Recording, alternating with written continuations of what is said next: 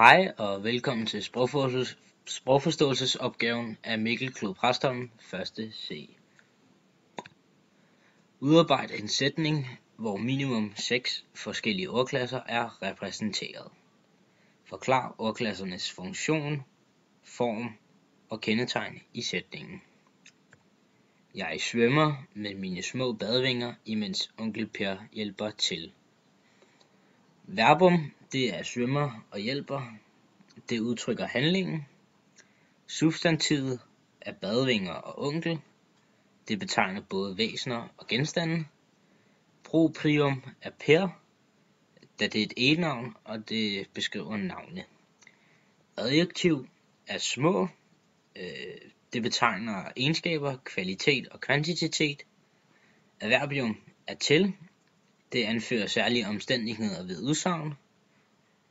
Konjunktur, imens, forbinder positioner og relationer mellem personer og ting. Præpositionen er med. Det forbinder ord, led og sætninger. Udarbejde 3 sætninger, en på dansk, en på engelsk og en på tysk, da det er mit fremmedsprog. De 3 sætninger skal illustrere 3 forskellige tider med fokus på verbet. Forklar de valgte verbers funktion, form og kendetegn. Jeg løber. Løber forklarer, hvad subjektet gør. I dette tilfælde står løber i nutid, da subjektet løber.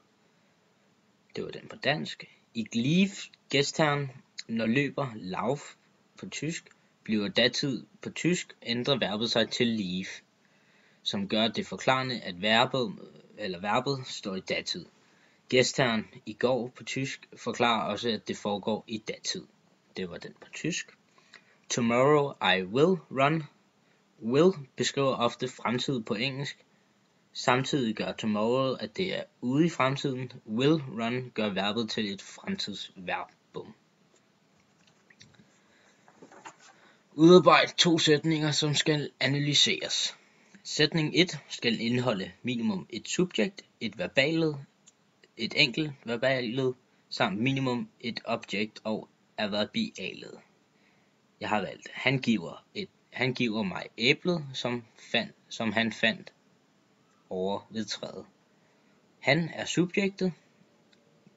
Giver er det enkelte verbaled. Æblet er objektet. Og over ved træet er adverbialet. Da over er et adverbialet. Verbets funktion er transitivt, da handlingen er aktiv, som gør give til et transitivt verbaled. Sætning 2 skal indeholde minimum et subjekt, et sammensat verbaled, samt minimum et subjektsprædikat og et adverbialet. Jeg har valgt, hun var hvid som sneen over på bjerget. Hun er subjektet. Var er det sammensatte verbaled.